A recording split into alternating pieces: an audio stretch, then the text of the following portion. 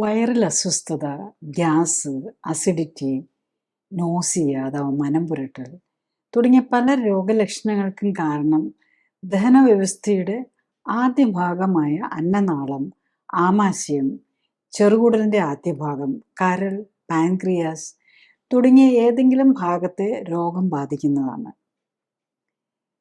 Gerd, ulcer, gastritis, കരളിനോ പാൻക്രിയാസിനോ നീർക്കെട്ട് തുടങ്ങിയ രോഗങ്ങളുടെ ലക്ഷണമാണ് മുകൾ വയറിൽ ഉണ്ടാകുന്ന അസ്വസ്ഥതകളുടെ പ്രധാന കാരണം. ഇത്തരം രോഗലക്ഷണങ്ങൾ ദീർഘകാലം നീണ്ടു നിൽക്കുമ്പോഴാണ് അൾസറിലും ക്യാൻസറിലും ഒക്കെ എത്തുന്നത്.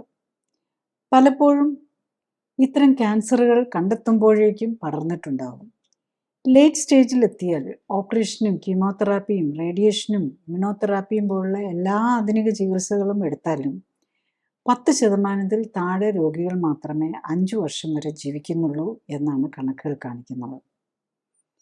ഇത്തരം അസ്വസ്ഥതകളുടെ കാരണം കണ്ടുപിടിച്ച് അതിനെ ഒഴിവാക്കാൻ ശ്രമിക്കാതെ രോഗലക്ഷണങ്ങൾ മാറ്റാനായി മരുന്നുകൾ ദീർഘകാലം ഉപയോഗിക്കുന്നവരിൽ ആമാശയത്തിലോ കരളിലോ പാൻക്രിയാസിലോ ഒക്കെ ക്യാൻസർ ഉണ്ടാകാനുള്ള സാധ്യത കൂടുന്നു എന്നാണ് പഠനങ്ങൾ കാണിക്കുന്നത്. ഗ്യാസും അസിഡിറ്റിയും പോലുള്ള അസ്വസ്ഥതകൾ മാറാതെ ഇത്തരം അസ്വസ്ഥതകൾക്കായി സ്ഥിരമായി മരുന്ന് കഴിക്കേണ്ടി വരുന്നവർ ശ്രദ്ധിക്കേണ്ട കാര്യങ്ങൾ എന്തെല്ലാം? ഈ വയറ് സംബന്ധമായിട്ടുള്ള അസ്വസ്ഥതകളെക്കുറിച്ച് നമ്മൾ പറയും. നമ്മൾ വയറ് എന്താണ് ഈ വയറെന്ന് പറയുമ്പോൾ നമ്മൾ എന്താണ് ഉദ്ദേശിക്കുന്നത്, അല്ലെങ്കിൽ അതിനെ സംബന്ധിച്ച് അതിനെ എങ്ങനെയാണ് ഉണ്ടാക്കിയിരിക്കുന്നതിനെന്നും കൂടെ നമ്മൾ ഒരു ബേസിക് ഐഡിയ ഉണ്ടാകുന്നത് നല്ലതാണ്. അപ്പം ബേസിക്കലി വായിൽ നമ്മൾ എന്തെങ്കിലും ഭക്ഷണം കഴിക്കുകയാണെങ്കിൽ അത് ചവയ്ക്കുക എന്നുള്ളതാണ് വായുടെ മെയിനായിട്ട്. ഭക്ഷണത്തെ സംബന്ധിച്ചിടത്തോളം സംസാരിക്കാനുള്ള കഴിവൊക്കെ നമുക്ക് വായിലാണ് ഇരിക്കുന്നത്. അതുപോലെ തന്നെ ഭക്ഷണമാണെങ്കിൽ ചവച്ച് കഴിക്കുക, ഇറക്കുക, അതൊക്കെയാണ് വരുന്നത്. അപ്പോൾ വായുണ്ട്, ഫാരിങ്സ് ഉണ്ട്, അത് കഴിഞ്ഞ് ഈസോഫാഗസ് അന്നനാളമുണ്ട്, പിന്നെ സ്റ്റൊമക്ക് ശരിക്കും പറഞ്ഞാൽ അവിടെയാണ് ഫുഡ് നമ്മൾ കഴിച്ചു കഴിഞ്ഞ് കഴിഞ്ഞാൽ അതൊരു സ്റ്റോറേജ് സ്പേസ് പോലെയാണ് വരുന്നത്. അതിന് തന്നെയാണെങ്കിൽ ഒരു ഫണ്ടസ് എന്ന് പറഞ്ഞൊരു ഇതുണ്ട്, പിന്നെ ഒരു ബോഡിയുണ്ട്, പിന്നെ അതിനെയും ഈ സ്മോൾ ഇൻറ്റസ്റ്റൈനെയും കൂടെ കണക്ട് ചെയ്യുന്ന പൈലോറസ് എന്ന് പറഞ്ഞൊരു ഭാഗമുണ്ട്. അപ്പം പിന്നെ വരുന്നത് സ്മോൾ ഇൻറ്റസ്റ്റൈനാണ് വരുന്നത്. അപ്പം ഇതിൽ തന്നെയാണെങ്കിലും അതിലേറ്റവും പ്രധാനം അതിൻ്റെ സ്റ്റൊമക്കിനെ സംബന്ധിച്ചിടത്തോളം വായിക്കകത്താണേലും അന്നനാളത്തിലാണേലും സ്റ്റൊമക്കിലാണേലും ഒരു മ്യൂക്കസ് മെമ്പറിലുണ്ട്. അത് ഏറ്റവും ഉള്ളിലെ ലൈനിങ്ങിന് പറയുന്നത് മ്യൂക്കസ് മെമ്പറി എന്ന് പറയും.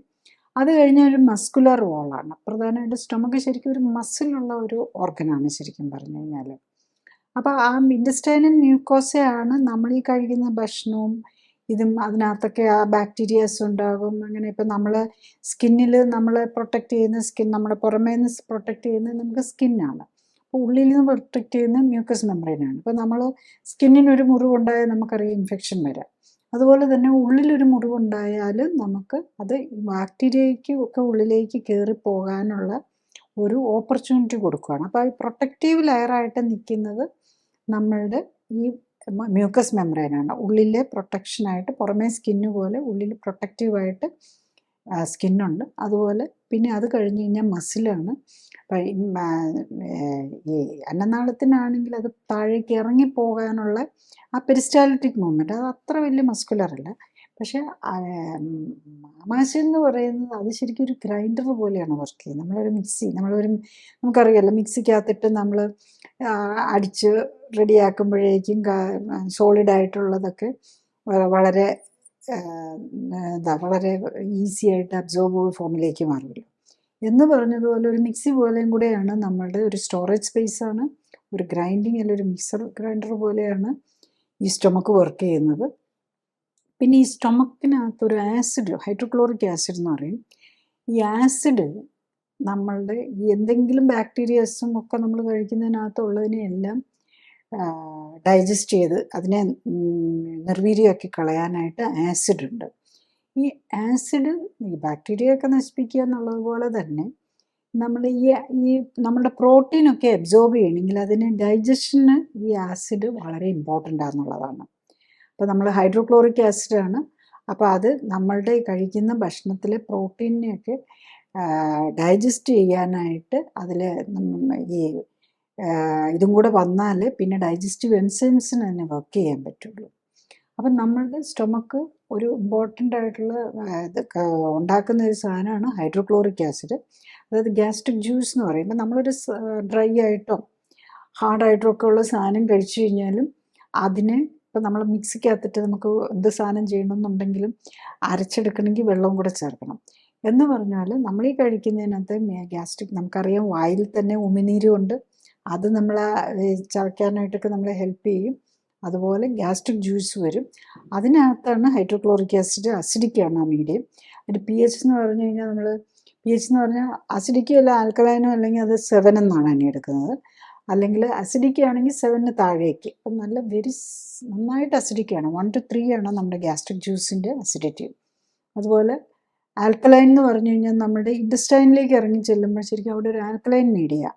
അപ്പോൾ അത് നമ്മളുടെ ഈ ലിവറിൽ നിന്നൊക്കെയുള്ള പിത്തരസം വെച്ചിട്ട് കുറേശ്ശെയായിട്ട് അതിനെ കറക്റ്റ് ചെയ്ത് വെച്ചിട്ട് വേണം ആൽക്കലൈൻ മീഡിയത്തിലേക്ക് ആക്കി വെച്ചിട്ടാണ് അത് കുടലിനകത്തേക്ക് പോകുന്നത്.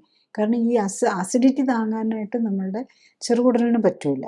അപ്പോൾ അതിന് വേണ്ടിയിട്ടുള്ള മെക്കാനിസംസും ഉണ്ട്. അപ്പോൾ ആമാശയത്തിലെ ഡൈജസ്റ്റിനൊക്കെ ആസിഡിക് മീഡിയ ആയിരിക്കണം. അതേസമയത്ത് ചെറുകുടലിലേക്ക് വരുമ്പോഴേക്കും അത് ഒരു ആൽക്കലൈൻ മീഡിയത്തിലേക്ക് വരും എന്നുള്ളതാണ്. അപ്പോൾ ഈ ഹൈഡ്രോക്ലോറിക് ആസിഡ് ഉണ്ടാക്കാനായിട്ടൊരു പ്രത്യേകിച്ച് ഒരു പ്രോട്ടോൺ പമ്പ് എന്നൊക്കെ പറഞ്ഞ്, പ്രോട്ടോൺ എന്ന് പറഞ്ഞു കഴിഞ്ഞാൽ നമുക്കറിയാം ഈ ഇലക്ട്രോൺ, ന്യൂട്രോൺ, പ്രോട്ടോൺ. അപ്പം ഹൈഡ്രജൻ എന്ന് പറഞ്ഞാൽ ബേസിക്കലി ഒരു പ്രോട്ടോൺ ആണത്. അപ്പം പ്രോട്ടോൺ പമ്പുണ്ട്. അപ്പം അങ്ങനത്തെ പ്രോട്ടോൺ പമ്പ് എന്ന് പറഞ്ഞാൽ ഇതൊക്കെ സെല്ലുലാർ ലെവലിലാണ്, വലിയ പമ്പല്ല, അതിനൊരു സെല്ലുലാർ ലെവലിലുള്ള ഒരു കാര്യമാണ്. പിന്നെ ഈ ഗ്യാസ്ട്രിക് ജ്യൂസിൽ തന്നെ, അതായത് നമ്മുടെ ആമാശയം ഉണ്ടാക്കുന്ന ഒരു അമിനോ ആസിഡ്, ഒരു എൻസൈമാണ് പെപ്സിനോജൻ എന്ന് പറയുന്നത്. അത് നമ്മളുടെ ഈ ഹൈഡ്രോക്ലോറിക് ആസിഡ് വെച്ച് അതിൽ ഈ പ്രോട്ടീനെയൊക്കെ ഡൈജസ്റ്റ് ചെയ്യാൻ ഹെൽപ്പ് ചെയ്യുന്നത് കഴിഞ്ഞ് കഴിഞ്ഞാൽ ഈ പെപ്സിൻ ആക്ട് ചെയ്യണമെങ്കിൽ, പെപ്സിനാണ് നമ്മൾ ഡൈജഷനെ സഹായിക്കുന്ന പ്രോട്ടീൻ. പ്രത്യേകിച്ച് ഈ ഫിഷ്, മീറ്റ്, പയറുവർഗ്ഗങ്ങളൊക്കെ കഴിക്കുമ്പോൾ അതിനകത്ത് പ്രോട്ടീൻ, മാംസ്യാഹാരം കൂടുതലുള്ളതിനെയൊക്കെ ഡൈജസ്റ്റ് ചെയ്യാനും ഈ കാര്യങ്ങൾ തന്നെ വേണം. പിന്നെ നമ്മുടെ ആമാശയത്തിൽ നിന്ന് അത് കുറച്ച് ഒന്നിച്ചിപ്പോൾ നമ്മൾ കഴിക്കുമ്പോൾ എല്ലാം കൂടെ അവിടെ പോയി ഒരു സ്റ്റോർ പോലെ കിടക്കും.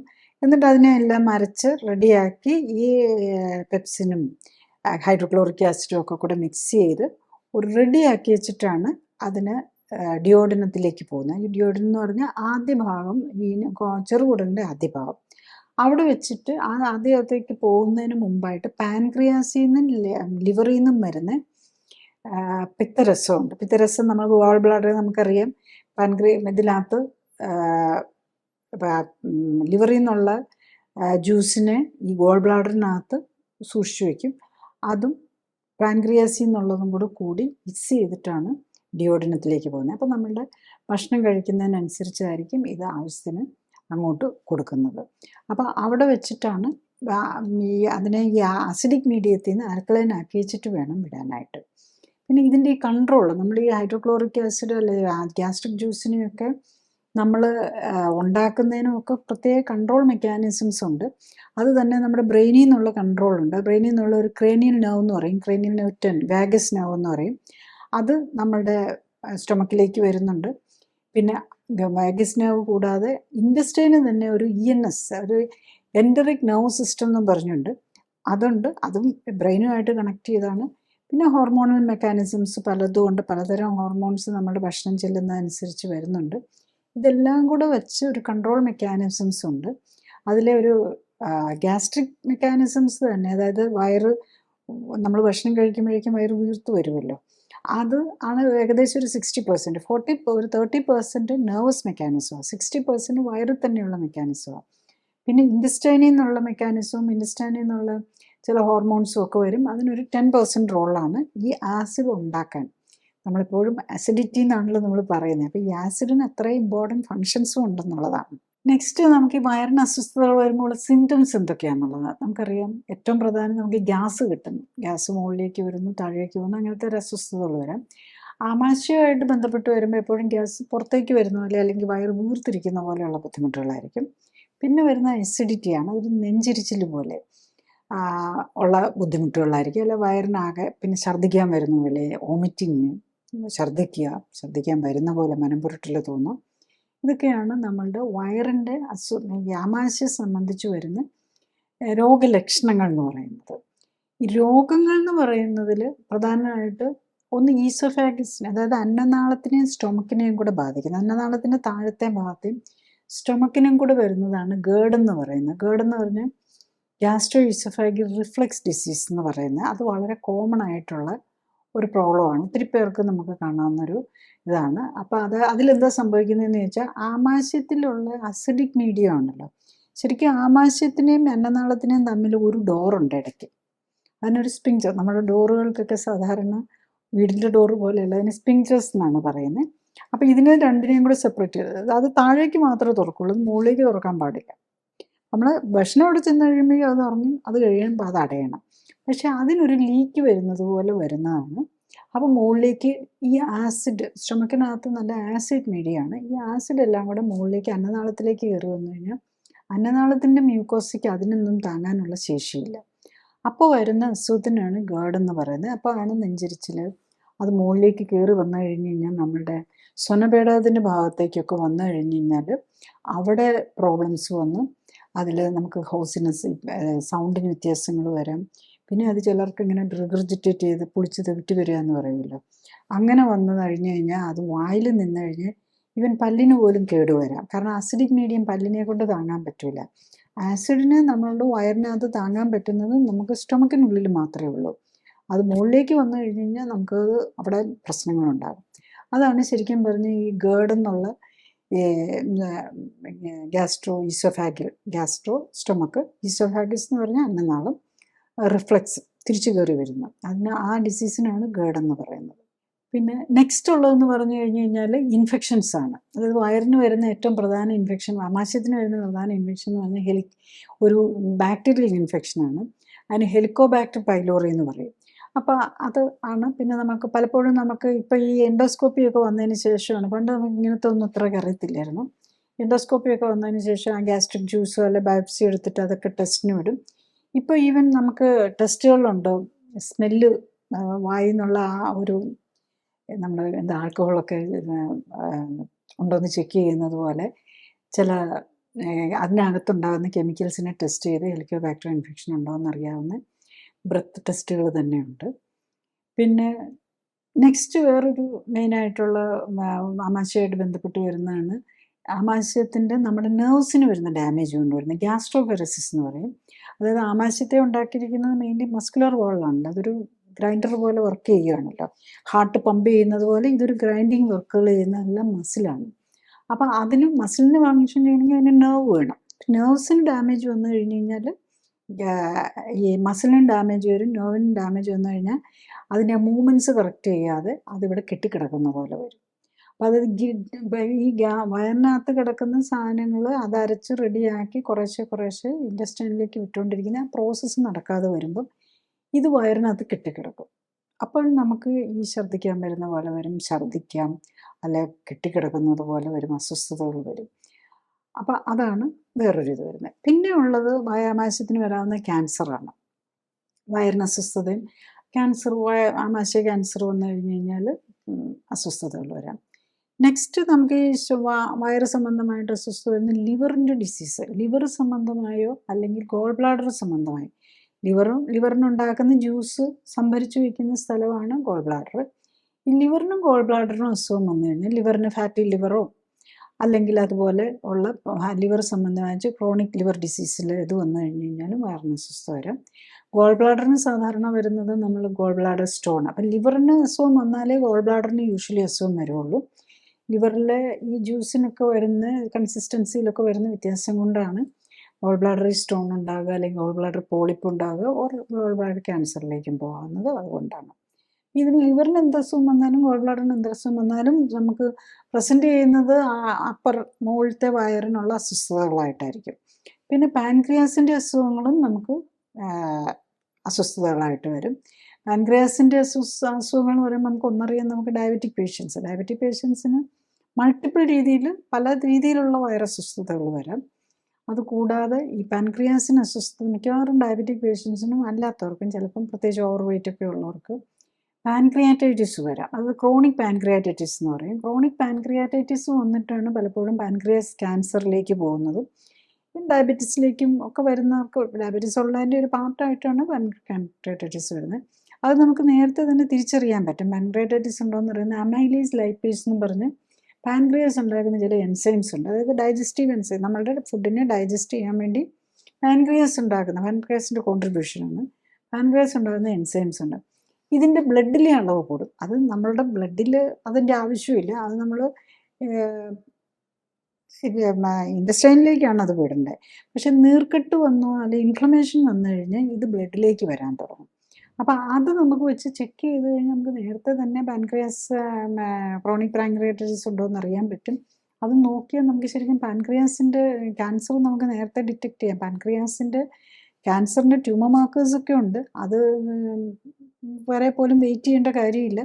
അത് ഇൻഫ്ലമേറ്ററി മാർക്കേഴ്സും ജനറൽ ഇൻഫ്ലമേറ്ററി മാർക്കേഴ്സും അമൈലേസും ലൈപ്പേസും ഒക്കെ കൂടാൻ തുടങ്ങുമ്പോൾ തന്നെ നമ്മൾ അത് നോക്കി കറക്റ്റ് ചെയ്ത് കഴിഞ്ഞാൽ നമുക്ക് ശരിക്കും ക്രോണിക് പാൻക്രിയാറ്റിക് ക്യാൻസർ പോലും തടയാൻ പറ്റുന്നതേ ഉള്ളൂ. പക്ഷെ നമ്മളിപ്പോൾ എന്താണെന്ന് ചോദിച്ചു കഴിഞ്ഞാൽ ചെയ്യുന്നത് പാൻക്രിയാസിൻ്റെ സ്കാനൊക്കെ നോക്കി ഏർലി കണ്ടുപിടിക്കാനാണ്. പക്ഷെ അത് അത്ര എളുപ്പമല്ല. അതൊക്കെ ഒത്തിരി സ്റ്റേജ് കഴിഞ്ഞ് ലേറ്റ് സ്റ്റേജ് ആകുമ്പോൾ ക്യാൻസറൊക്കെ കണ്ട് ഒരു സിംറ്റമാറ്റിക് ആയിട്ട് വന്ന് കണ്ടുപിടിക്കുമ്പോഴേക്കും പലപ്പോഴും late stage, 4th stage, 3rd stage ഒക്കെ എത്തിയിട്ടുണ്ടാവും. പിന്നെ അതിൻ്റെയൊക്കെ സർജറിയും വളരെ ഡിഫിക്കൽട്ടാണ്. പാൻക്രിയാസ് എടുത്ത് കളഞ്ഞു കഴിഞ്ഞാൽ പിന്നെ ഡയബറ്റിക് ആകും. അങ്ങനെ പല കോംപ്ലിക്കേഷൻസാണ്. പക്ഷേ നമ്മൾ നേരത്തെ കണ്ടുപിടിക്കുകയാണെന്നുണ്ടെങ്കിൽ ഡെഫിനറ്റ്ലി നമുക്ക് ഈ പ്രോബ്ലംസ് ഒക്കെ ഒഴിവാക്കാൻ പറ്റുന്നതേ ഉള്ളൂ. ഇനി നമ്മൾ ഈ ഓരോരോ അസുഖങ്ങൾ, അതായത് ആമാശയത്തെ സംബന്ധിക്കുന്ന ഓരോരോ അസുഖങ്ങൾ എടുത്ത് നോക്കിക്കഴിഞ്ഞ് കഴിഞ്ഞാൽ, അല്ലെങ്കിൽ വയറിന് അസ്വസ്ഥത ഉണ്ടാകുന്ന അസുഖങ്ങളെ നോക്കി കഴിഞ്ഞ് കഴിഞ്ഞാൽ ഏറ്റവും പ്രധാനമായിട്ടുള്ളത് ഗേർഡ് എന്നുള്ളതാണ്. നമ്മൾ പലപ്പോഴും ഈ ഡയഗ്നോസിസുമായിട്ട് വരുന്ന പേഷ്യൻസിനെ കാണും. അതിലൊരു ജനറലി കാണുമ്പോൾ ഒരു 20% of the general population affected ആയിട്ടുണ്ടെന്നുള്ളതാണ്. അപ്പോൾ അത് പല രീതിയിൽ വരാം. ചിലർക്ക് പലപ്പോഴും ഇതിനൊക്കെ വേണ്ടി ഡയഗ്നോസിസിന് വേണ്ടിയിട്ട് അല്ലെങ്കിൽ ഒരു ഇൻവെസ്റ്റിഗേഷനായിട്ട് ചെയ്യുന്നത് അൾട്രാസൗണ്ട് സ്കാനാണ്. അപ്പോൾ അൾട്രാസൗണ്ട് സ്കാൻ വയറിന് വരുമ്പോൾ വയറിൻ്റെ ഒരു അൾട്രാസൗണ്ട് സ്കാൻ എടുക്കുമ്പോൾ അതിനകത്ത് ഹയറ്റസ് ഹെർണിയയും കൂടെ ഉള്ളതായിട്ട് കാണാം. ഹയറ്റസ് ഹെർണിയ എന്ന് പറഞ്ഞു കഴിഞ്ഞാൽ നമുക്ക് നമ്മളുടെ ഈ ചെസ്റ്റ് ക്യാവിറ്റി, അതായത് ഹാർട്ടും ലങ്സും ഇരിക്കുന്നതോടും ചെസ്റ്റ് ക്യാവിറ്റി എന്ന് പറയും. താഴെ ലിവറും കുടലും ആമാശയമൊക്കെ ഇരിക്കുന്നതോട് അബ്ഡോമൻ എന്ന് പറയും.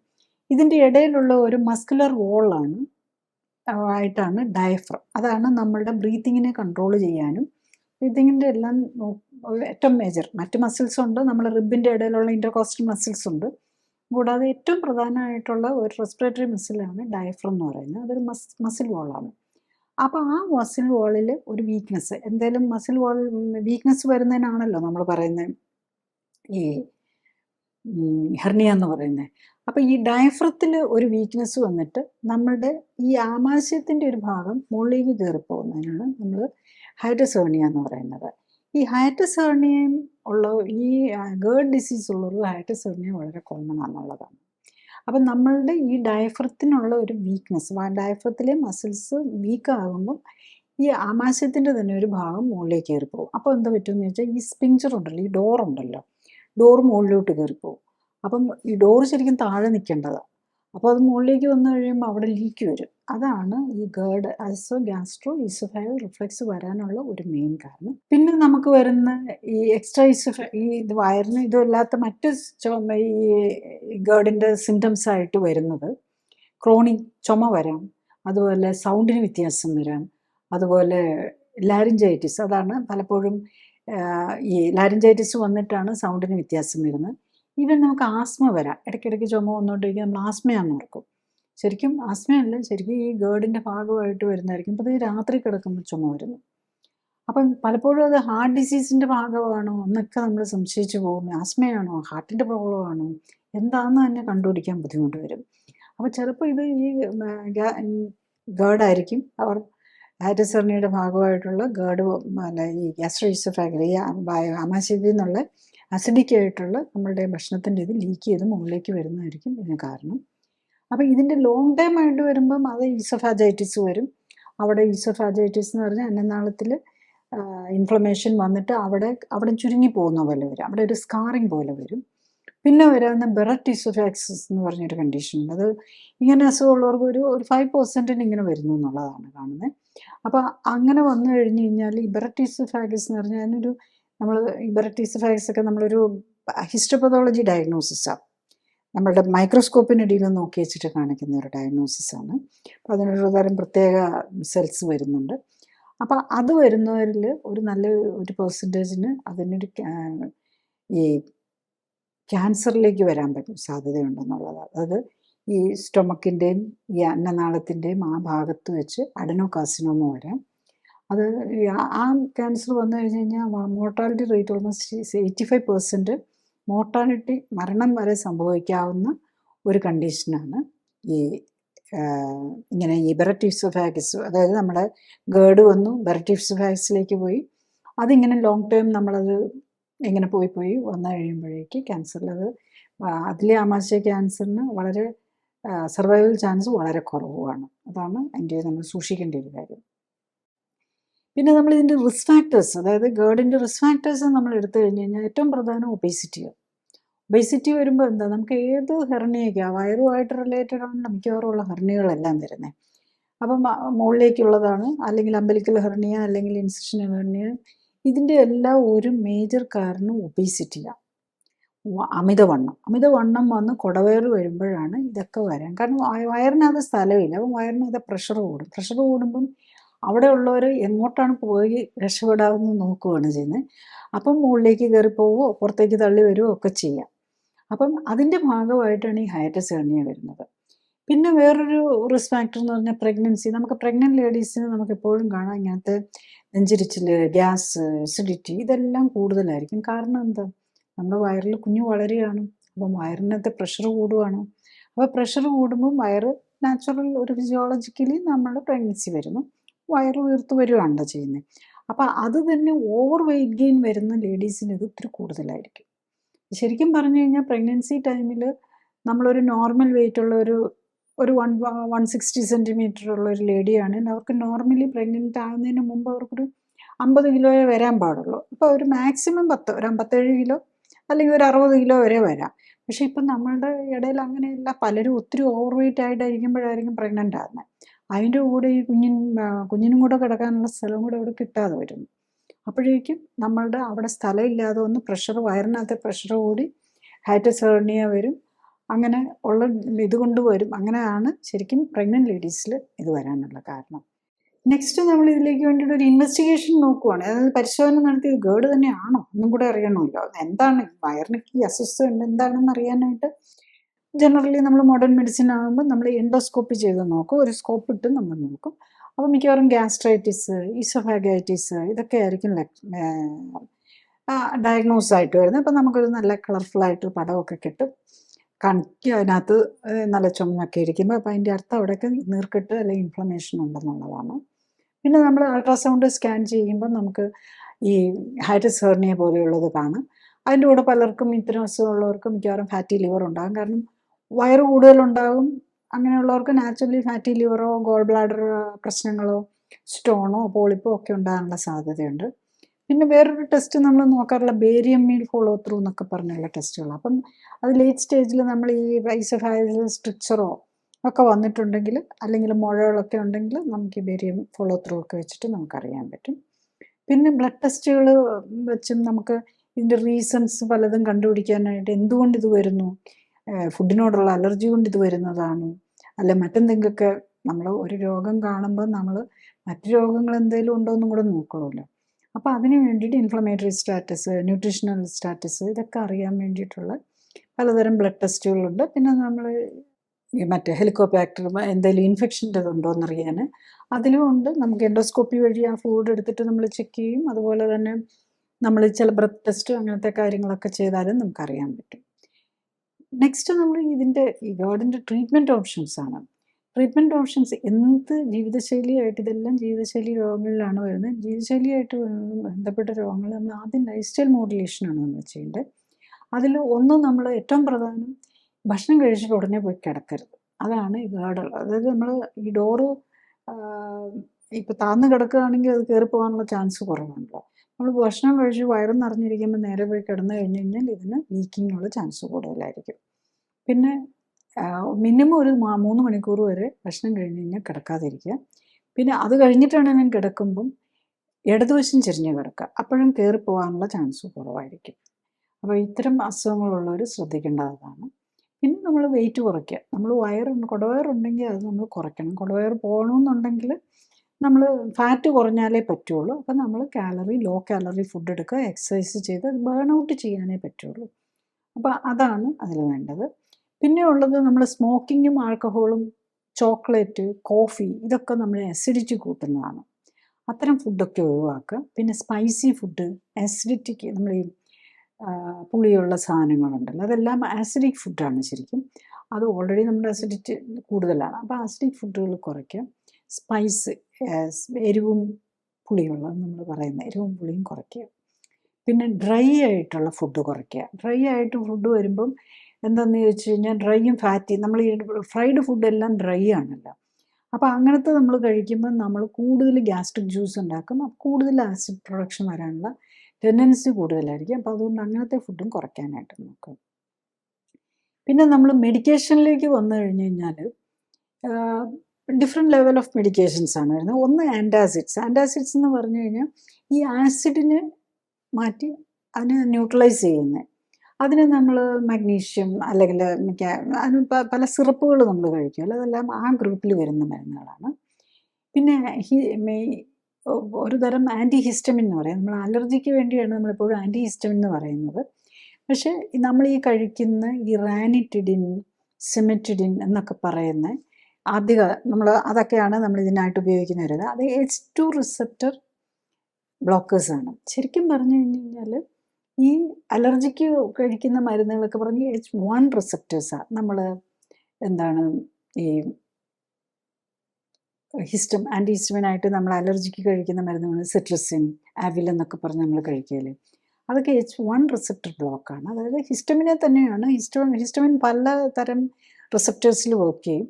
അതിൽ H1 റിസപ്റ്റേഴ്സ് നമ്മൾ അലർജിക്ക് വേണ്ടിയിട്ട് ഉപയോഗിക്കും. ഇത് മെയിൻലി H2 റിസപ്റ്റേഴ്സിനെ ബ്ലോക്ക് ചെയ്യുന്നതാണ് റാനിറ്റിഡിൻ എന്നൊക്കെ പറഞ്ഞ് നമ്മൾ കഴിക്കുന്ന മരുന്നുകൾ. പിന്നെ അത് കഴിഞ്ഞിട്ട് ഇപ്പം നമുക്ക് പ്രോട്ടോൺ പമ്പ് ഇൻഹിബിറ്റേഴ്സ് എന്ന് പറഞ്ഞ് ഒമിപ്രസോൾ എന്നൊക്കെ ഉള്ള മരുന്നുകളുണ്ട്. PPI ആ ഗ്രൂപ്പിലുള്ള അവരെന്താണെന്ന് കഴിഞ്ഞാൽ ഈ ആസിഡ് പ്രൊഡക്ഷനെ ബ്ലോക്ക് ചെയ്യുകയാണ്. ശരിക്കും H2 റിസപ്റ്റേഴ്സിൽ ബ്ലോക്ക് ചെയ്യുന്നതും ഫൈനലി ആസിഡ് റിസപ്ഷനെയാണ്. പക്ഷേ അതിന് ഒരു സ്റ്റെപ്പ് കൂടെ കഴിഞ്ഞിട്ടുള്ള നെക്സ്റ്റ് സ്റ്റെപ്പിനെയാണ് ഈ പ്രോട്ടോൺ പമ്പ് ഇൻഹിബിറ്റേഴ്സ് ബ്ലോക്ക് ചെയ്യുന്നത്. അത് കുറച്ചും കൂടി ഇഫക്റ്റീവ് ആയതുകൊണ്ട് ഇപ്പോൾ കൂടുതലും റാനിറ്റിഡിനൊക്കെ ഉപയോഗിക്കുന്നതിനേക്കാളും കൂടുതൽ ഇപ്പോൾ ഉപയോഗിക്കുന്നത് ഈ ഒമിപ്രസോളോ, റെമിപ്രസോ ഇങ്ങനത്തെ മരുന്നുകളാണ്. പിന്നെ ഉള്ളത് എന്താ ചെയ്യുന്നതെന്ന് ചോദിച്ചു കഴിഞ്ഞാൽ ഈ ആസിഡ് എവിടെയെങ്കിലും നിൽക്കാതിരിക്കാനായിട്ട്, അതായത് പ്രത്യേകിച്ചും ഈ അവിടെ ഈ പ്രോകൈനറ്റിക്സ് എന്ന് പറയും.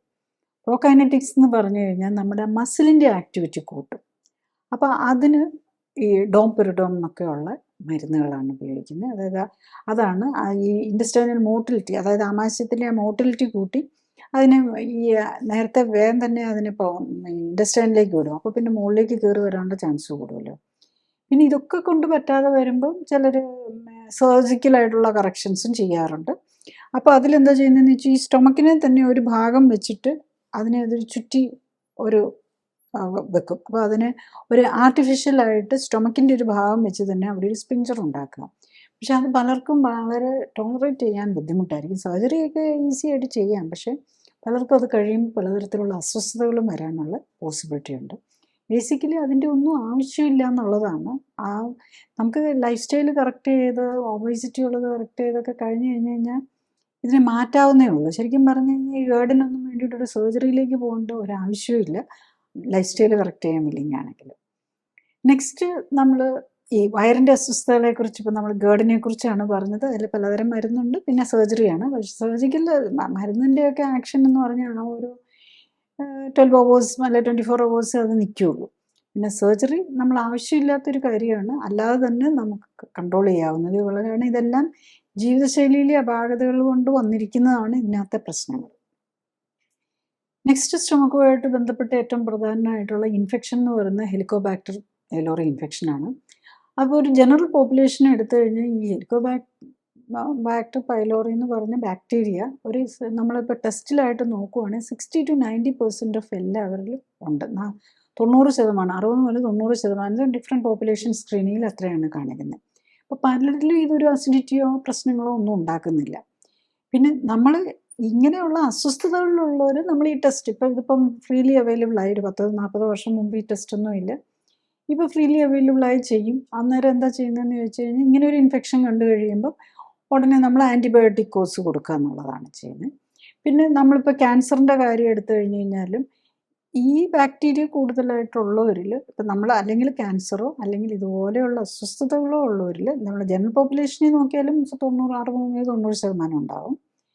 ഇങ്ങനെ ഗ്യാസ്ട്രിക് പ്രോബ്ലം ഉള്ളവരിൽ നോക്കിയാലും അഥവാ അല്ലെങ്കിൽ ഈവൻ 100% വരെ ഉണ്ടാവും എന്നുള്ളത് കൊണ്ട് നോക്കാം. അപ്പോൾ അങ്ങനെയുള്ളവർക്ക് ഇപ്പം നമ്മൾ ഗ്യാസ്ട്രിക് ക്യാൻസേഴ്സിലേക്ക് ലിംഫോമയൊക്കെ ഉണ്ടാകാനുള്ള ചാൻസ് കൂടുതലുണ്ടെന്നുള്ളതാണ്. പക്ഷേ അല്ലെങ്കിലും ഒരു സിംറ്റം ഇല്ലാത്തവർക്കും ഇതുണ്ട്. അപ്പം അതിന് അത്രയധികം സിഗ്നിഫിക്കൻസ് ഇല്ല. അപ്പം നമ്മൾ ഇത് എങ്ങനെയാണ് ഡയഗ്നോസ് ചെയ്യുന്നത് ഈ ബാക്ടീരിയ ഉണ്ടോ എന്ന്? അതിന് ആൻറ്റിബോഡി ടെസ്റ്റ് ഉണ്ട്, ബ്രത്ത് ടെസ്റ്റ് ഉണ്ട്, പിന്നെ എൻഡോസ്കോപ്പിയിൽ നമ്മളിത് എടുത്ത് വെച്ചിട്ട് പരിശോധിച്ച് നോക്കിയിട്ടുള്ള ടെസ്റ്റുകളുണ്ട്. അപ്പം യൂഷ്വലി ഇങ്ങനെ ഇത് കണ്ടു കഴിഞ്ഞ് കഴിഞ്ഞാൽ പിന്നെ അതിന് ട്രീറ്റ്മെൻറ്റ് തരിക എന്നുള്ളതാണല്ലോ. അല്ലെങ്കിൽ നമുക്കൊരു മനപ്രയാസം വരും. ഇപ്പോൾ പേഷ്യൻറ്റിന് മനപ്രയാസമായിരിക്കും, വേണ്ട 90% പേർക്കും ഉള്ളത് നിങ്ങൾ എടുക്കണ്ടെന്ന് പറഞ്ഞു കഴിഞ്ഞാലും രോഗി അസ്വസ്ഥത മാറാനാണ് ഡോക്ടറിൻ്റെ അടുത്ത് ചെല്ലുന്നത്. ഡോക്ടർ കൊടുക്കേണ്ട ആവശ്യം വരുന്നതാണ്. അപ്പം നമുക്കറിയാം 90% പേർക്ക് ഇതൊക്കെ ഉണ്ടെങ്കിലും പക്ഷേ ഒരു സിംറ്റംസ് കാണിക്കുമ്പോൾ അത് തരുന്നു എന്നുള്ളതാണ്. അപ്പോൾ യൂഷ്വലി അതിനൊരു ട്രിപ്പിൾ ഡ്രഗ് റെജിമാണ് അതിനകത്ത് കൊടുക്കുന്നത്. അതിനൊരു ക്ലാരിത്രോമൈസിൻ, അമോക്സിസിലിൻ, പിന്നെ ഒരു പ്രോട്ടോൺ പമ്പ് ഇൻഹിബിറ്ററും കൂടെ. അതൊരു 14 to 21 ഡേയ്സ്. അപ്പം ഒരു വെരി സ്ട്രോങ് ആൻറ്റിബയോട്ടിക്സ് ആണ് വരുന്നത്. അപ്പോൾ പലർക്കും പക്ഷേ ഇത്തരം അസ്വസ്ഥത ഉള്ളവർക്ക് ഇത് ടോളറേറ്റ് ചെയ്യാൻ ബുദ്ധിമുട്ടാണ്. നമുക്കറിയാമല്ലോ ആൻറ്റിബയോട്ടിക്സ് എടുക്കുമ്പം ആൻറ്റിബയോട്ടിക്കാണ്. അപ്പം നമ്മൾ ഈ ഹെലിക്കോബാക്ടർ പൈലോറി കൊല്ലാൻ വേണ്ടിയിട്ടാണ് ഇത് എടുക്കുന്നത്. പക്ഷേ ഇത് മറ്റുള്ള നമ്മളുടെ ഹോൾ ഇൻറ്റസ്റ്റൈനിൽ ഒത്തിരി മൈക്രോബ്സ് ഉണ്ട്. പലരും നമുക്ക് ഹെൽപ്ഫുള്ളായിട്ടുള്ളവരും അല്ലാത്തവരും എല്ലാം മരിക്കും അല്ലേ, എല്ലാവരും നശിക്കാനുള്ള സാധ്യത കൂടുതലാണ്. ഇപ്പോൾ 14 to 21 ഡേയ്സ് മെഡിസിൻ എടുത്തു കഴിഞ്ഞാലും പലർക്കും ടോളറേറ്റ് ചെയ്യാൻ ബുദ്ധിമുട്ടായിരിക്കും. പിന്നെ അതൊക്കെ എടുത്ത് മാറിയാലും പിന്നെയും അത് വരാനുള്ള ചാൻസ് ഉണ്ട്. കാരണം എന്താണെന്ന് വെച്ചാൽ ഈ ഹെലിക്കോബാക്ടർ പൈലോറിയുടെ ഒരു പ്രത്യേകത എന്താണെന്ന് ചോദിച്ചു കഴിഞ്ഞാൽ അവർക്ക് ഉള്ളിലേക്ക് പോകാം. ഈ നമ്മുടെ ഇതിനകത്ത് മ്യൂക്കസ് മെംബ്രേനും ഗ്ലാൻസ് ഉണ്ടല്ലോ, അവരതിൻ്റെ ഉള്ളിലേക്ക് പോയി അവിടെ ജീവിക്കും. ഇതൊക്കെ കഴിഞ്ഞ് കഴിയുമ്പോൾ അവർക്ക് വീണ്ടും ഈ ആൻറ്റിബയോട്ടിക്സിൻ്റെ ഇഫക്റ്റ് ഒക്കെ കഴിയുമ്പോൾ അവർ വീണ്ടും മൾട്ടിപ്ലൈ ചെയ്ത് അവർ തിരിച്ചു വരും. അപ്പോൾ അതും ഒരു പെർമനൻറ്റ് സൊല്യൂഷൻ അല്ല എന്നുള്ളതാണ്. ബേസിക്കലി നമുക്കിതും നമ്മൾ ഫുഡിൻ്റെ അകത്ത് കൺട്രോളും മറ്റു കാര്യങ്ങളും ചെയ്ത് കഴിഞ്ഞാൽ അല്ലാതെ തന്നെ മാറുന്നതേ ഉള്ളൂ. അപ്പം ബേസിക് ഇത്തരം സ്ട്രോങ് ആയിട്ടുള്ള ആൻറ്റിബയോട്ടിക്സ് ഇത്രയും കോഴ്സൊക്കെ കഷ്ടപ്പെട്ടെടുക്കേണ്ട കാര്യം വരുന്നില്ല എന്നുള്ളത്. നെക്സ്റ്റ് നെർവ്സിനെ സംബന്ധിച്ച് വരുന്ന ഇതാണ്. അതിനാണ് ഗ്യാസ്ട്രോഫെറസ് എന്ന് പറയുന്നത്. അതായത് അത് ഈ നമ്മുടെ ആമാശയം ഇങ്ങനെ വീർത്തിരിക്കും. അതിനകത്തെ മോട്ടിലിറ്റി, അതിൻ്റെ മസില്, ആമാശയം ഒരു മസ്കുലർ ഓർഗനാണ്. ആ മസിലിന് ഫങ്ഷൻ ചെയ്യണമെങ്കിൽ നെർവ്സ് വേണം. നെർവ്സ് എന്ന് പറയുമ്പോൾ ഈ എൻട്രിക് നെർവ് സിസ്റ്റം എന്ന് പറഞ്ഞ് ഇൻറ്റസ്റ്റൈനിൽ തന്നെ, അതായത് തൊണ്ട മുതൽ ഏനസ് വരെയുള്ള ഒരു ഒരു ഇൻറ്റസ്റ്റൈനിൽ തന്നെ ഒരു നെർവസ് സിസ്റ്റം ഉണ്ട്. അതുകൂടാതെ അതും ബ്രെയിനുമായിട്ട് കണക്ട് ചെയ്യുന്നുണ്ട്. അതിൽ ഒരു വേഗസ് നെർവ് എന്നുള്ളതാണ് അതിനെ കൺട്രോൾ ചെയ്യാൻ, ഇതിനെ കമ്മ്യൂണിക്കേഷൻ, ബ്രെയിനും ഇതുമായിട്ടുള്ള കമ്മ്യൂണിക്കേഷൻ വരുന്നത്. അപ്പോൾ അതിന് വരുന്ന വീക്ക്നെസ് കൊണ്ട് ഈ മസിൽ ആക്ട് ചെയ്യാതെ വരുമ്പം ഈ ഭക്ഷണം നമ്മൾ കഴിക്കുന്നതെല്ലാം കെട്ടിക്കിടക്കും, അത് വയറ് വീർത്തിരിക്കുകയും ചെയ്യും. അപ്പോൾ അതിന് പുറത്തേക്ക് കുടലിലേക്ക് ഇറങ്ങാൻ പറ്റാതെ വരുന്നു. അപ്പോൾ അങ്ങനെ വരുന്ന ഏറ്റവും പ്രധാനം ഇങ്ങനത്തെ ഗ്യാസ്ട്രോഫെറസിസ് വരാൻ, അല്ലെങ്കിൽ എൻഡറിക് നെർവ് സിസ്റ്റത്തിനും അതുപോലെ ഈ ഓട്ടോണോമിക് നെർവ് സിസ്റ്റത്തിന് വീക്ക്നെസ് വരുത്തുന്ന ഡയബറ്റിസ് ആണ്. പിന്നെ ചിലതരം ഇൻഫെക്ഷൻസ് വന്നു കഴിഞ്ഞ് കഴിഞ്ഞാലും ഈ വീക്ക്നെസ് വരാം. പിന്നെ എന്തെങ്കിലും ട്രോമ, അതായത് ഈ വയറിന് ഓപ്പറേഷൻസ് ഒക്കെ കഴിഞ്ഞിട്ട്, പ്രത്യേകിച്ച് ഈ ബറിയാട്രിക് സർജറി ഒക്കെ കഴിഞ്ഞ് ഇൻറ്റസ്റ്റൈൻ്റെ തന്നെ ഭാഗം തന്നെ മാറ്റുമല്ലോ.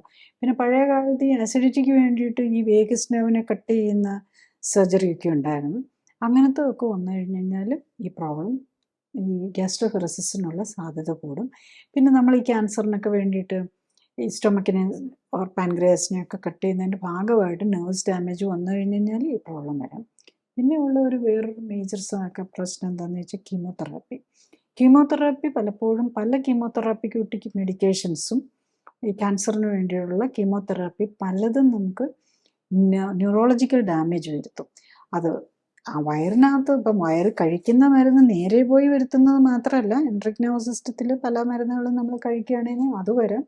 അതുകൂടാതെ ഇഞ്ചക്ഷനോ ഈവൻ റേഡിയേഷനോ ഒക്കെ വന്നിട്ടും നമ്മൾ ഇപ്പം നമുക്ക് സ്റ്റൊമക്കിനൊരു ക്യാൻസർ വന്നു കഴിഞ്ഞ് കഴിഞ്ഞാൽ അതിന് വേണ്ടിയിട്ട് റേഡിയേഷനും എടുക്കുമല്ലോ. അല്ല കീമോതെറാപ്യൂട്ടിക് ഏജൻസ് പലതും നമുക്ക് നെർവസ് സിസ്റ്റത്തിന് ഡാമേജ് വരുത്താം. അതും ഈ ഗ്യാസ്ട്രോഫെറസിന് കാരണമാണ്. അത് പലപ്പോഴും പലർക്കും അറിയാം. ഇത് കഴിഞ്ഞ് കഴിയുമ്പോൾ നമുക്ക് പലതരം അസ്വസ്ഥതകളൊക്കെ വരുന്നത് ഈ കീമോയും റേഡിയേഷനും ഒക്കെ കഴിയുമ്പോൾ വയറിന് അസ്വസ്ഥത വരാനും ഒരു റീസണാണ്. അപ്പം ഇതിൻ്റെ മെയിൻ ഒരു എപ്പോഴും ഛർദ്ദിക്കാൻ വരുന്ന പോലെ തോന്നുക, ഇടയ്ക്ക് ഭക്ഷണം കഴിച്ചു കഴിഞ്ഞിട്ടോ അല്ലെ രാവിലെ എഴുന്നേൽക്കുമ്പം നോസിയ തോന്നുക. അപ്പം വയറിന് അത് രാവിലെ വരുമ്പം എഴുന്നേൽക്കുമ്പോൾ ഛർദ്ദിക്കാൻ തോന്നുന്നു. അതിൻ്റെ അർത്ഥം എന്താണെന്ന് ചോദിച്ചാൽ നമ്മൾ ഈ 8 മണിക്കൂർ കിടന്ന് ഉറങ്ങിയിട്ടും വയറിനകത്ത് ക്ലിയർ ആയിട്ടില്ല. അപ്പോൾ വയറിനകത്ത് സാധനം കെട്ടിക്കിടക്കുന്നു എന്നുള്ളതാണ്. അപ്പോൾ വയറിന് വേദന വരിക, ഇതൊക്കെ ആയിരിക്കും. അതുപോലെ ഒരു ബ്ലോട്ടിംഗ് പോലെ തോന്നുക, മൊത്തത്തിൽ ബോഡി ഏക്ക് തോന്നുക, പിന്നെ ബ്ലഡ് ഷുഗർ ഡയബറ്റിക് പേഷ്യൻസിനാണല്ലോ ഇത് കൂടുതൽ വരുന്നത്. ബ്ലഡ് ഷുഗർ നമ്മൾ ഉദ്ദേശിക്കുന്ന പോലെ ഒന്നും നിൽക്കുകയില്ല. ചിലപ്പം നമ്മൾ ഭക്ഷണം കഴിച്ചിട്ട് ഇതെല്ലാം അവിടെ കിടക്കുകയായിരിക്കും. ഭക്ഷണം കഴിച്ചില്ലെന്ന് കരുതി നമ്മൾ ഇൻസുലിൻ എടുക്കും. അപ്പം ഹൈപ്പോഗ്ലൈസീമിയയിലേക്ക് പോകാം. നമ്മൾ ഉദ്ദേശിക്കുന്ന പോലെ ആയിരിക്കുകയല്ല ഈ ഡൈജഷനും അബ്സോർഷനും നടക്കുന്നത്. അപ്പം ബ്ലഡ് ഷുഗർ ഫ്ലക്ച്വേറ്റ് ചെയ്തുകൊണ്ടിരിക്കും. പിന്നെ ആസിഡ് റിഫ്ലക്സ് വരാം, ഗേർഡ് വരാം, ഹാർട്ട് ബേൺ നെഞ്ചിരിച്ചിൽ വരാം, രാത്രിയിൽ സ്വെറ്റിംഗ് പോലെ വരും, അതുപോലെ നെഞ്ചിടിപ്പ് വരാം. അതൊക്കെ എന്താണെന്ന് ചോദിച്ചാൽ ഈ ആസിഡ് കയറി പോകുന്നതിൻ്റെ അനുസരിച്ച് നമ്മളുടെ ഈ autonomic nerve system, Vegas nerve, നമ്മുടെ ഈ ബ്രെയിൻ നിന്നുള്ള ഹാർട്ടിലേക്കുള്ള കൺട്രോളും ഒക്കെ ഇതിനകത്താണ് വരുന്നത്. സ്വെറ്റ് കൺട്രോള്, ഹാർട്ടിൻ്റെ കൺട്രോളും ഒക്കെ വേഗസ് നെർവുമായിട്ട് കണക്ട് ചെയ്താണ്. അപ്പോൾ ഇതിലൊക്കെ വരുന്ന വേരിയേഷൻ കൊണ്ട് ചിലപ്പോൾ രാത്രിയിലോ എഴുന്നേറ്റ് വേർത്തെഴുന്നേൽക്കുക, നെഞ്ചിടിപ്പ് വരിക, ഇതൊക്കെ ഇതിനകത്ത് വരാം. അപ്പോൾ പലപ്പോഴും നമ്മളിതെല്ലാം ഹാർട്ടിൻ്റെ പ്രശ്നം കൊണ്ടാണ് ഹാർട്ട് അറ്റാക്ക് വരാൻ പോവുകയാണെന്നൊക്കെ കരുതും. ചിലപ്പം ഇതായിരിക്കും അതിനകത്ത് കാരണം വരുന്നത്. പിന്നെ വിഴുങ്ങാനുള്ള ബുദ്ധിമുട്ട് വരാം. പിന്നെ ഇങ്ങനെ ഇത് കുറച്ച് കൂടി കഴിഞ്ഞ് കഴിഞ്ഞാൽ വെയിറ്റ് ലോസ് വരാം. നമ്മൾ സാധാരണ വെയിറ്റ് ലോസ് വരണമെങ്കിൽ നമ്മൾ ഫുഡ് കൺട്രോൾ ചെയ്തിട്ടായിരിക്കണം.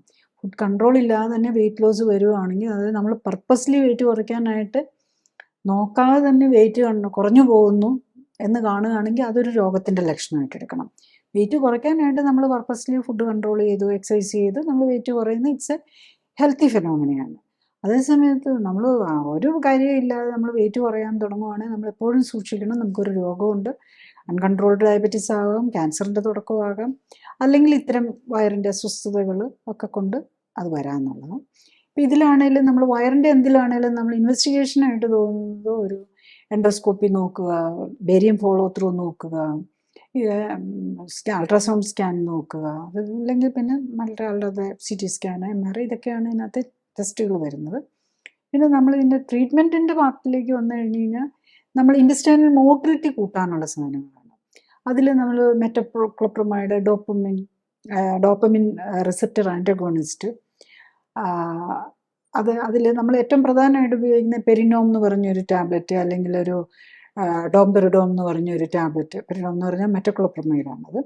ഇതൊക്കെ നമ്മളുടെ ആ നെർവ്സിനെ ഒന്ന് സ്റ്റിമുലേറ്റ് ചെയ്ത് ഇൻറ്റസ്റ്റൈനൽ മോട്ടിലിറ്റി, മസിലിനെ സ്റ്റിമുലേറ്റ് ചെയ്ത് ഇൻറ്റസ്റ്റൈനൽ മോട്ടിലിറ്റി കൂട്ടാനായിട്ട്, ഇതൊക്കെ നമ്മളുടെ ന്യൂറോ ട്രാൻസ്മിറ്റർ ലെവലിലാണ്. അതായത് നെർവ്സിന് ഈ കണ്ടക്ഷന് വേണ്ടിയിട്ട് ചില ന്യൂറോ ട്രാൻസ്മിറ്റേഴ്സ് കെമിക്കൽസ് ഉണ്ട്, അതിനെ ഒന്ന് സ്റ്റിമുലേറ്റ് ചെയ്താണ് ഇതൊക്കെ വർക്ക് ചെയ്യുന്നത്.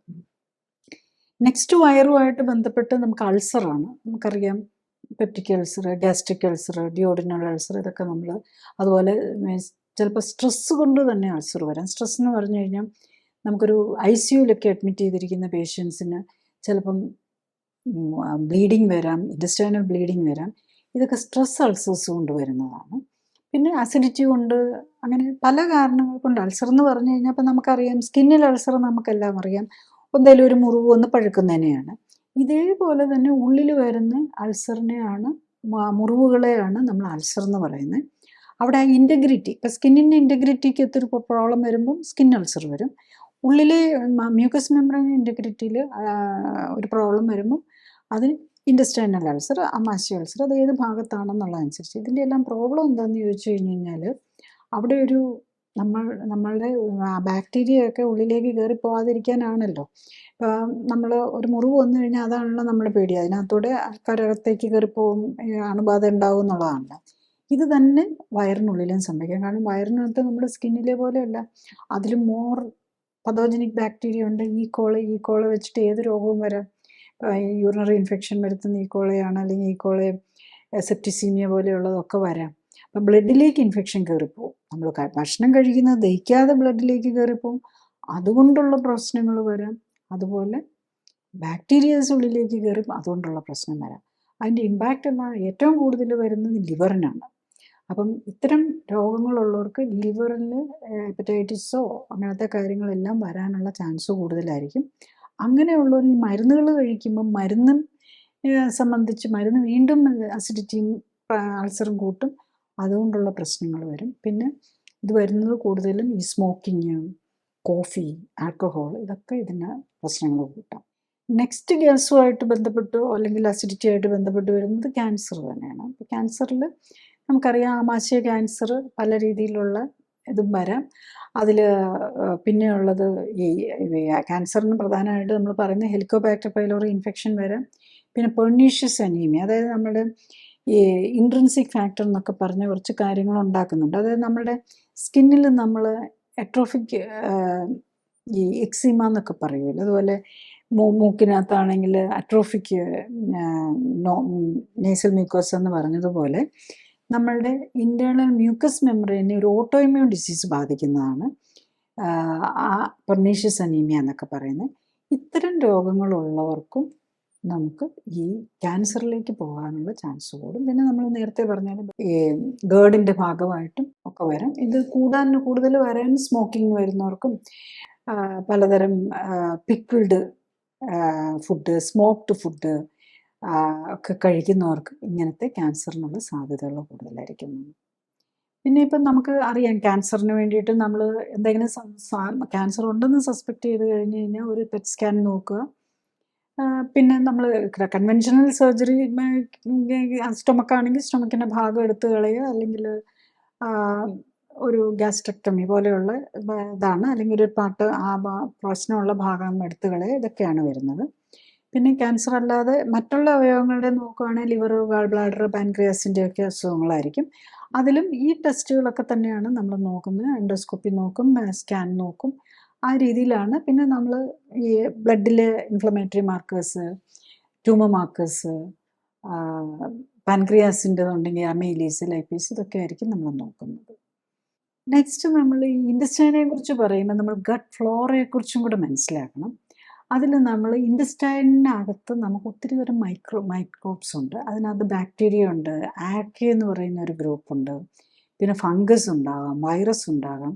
ഇതെല്ലാം കൂടെ കൂടിയാണ് അവർക്ക് പല റോളുകളും ഉണ്ടെന്നുള്ളതാണ്.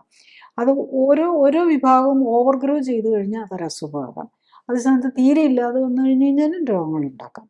കാരണം ഈ ഡൈജഷന് വേണ്ടിയിട്ടും അതുപോലെ നമ്മളുടെ മെറ്റബോളിസത്തിനും ഈവൻ നമ്മളുടെ ഇമ്മ്യൂണിറ്റിയും ഒക്കെ ആയിട്ട് കണക്ട് ചെയ്താണ് ഈ ബാക്ടീരിയസിനും വളരെ ഇമ്പോർട്ടൻ്റ് റോൾ ഉണ്ടെന്നുള്ളതാണ്.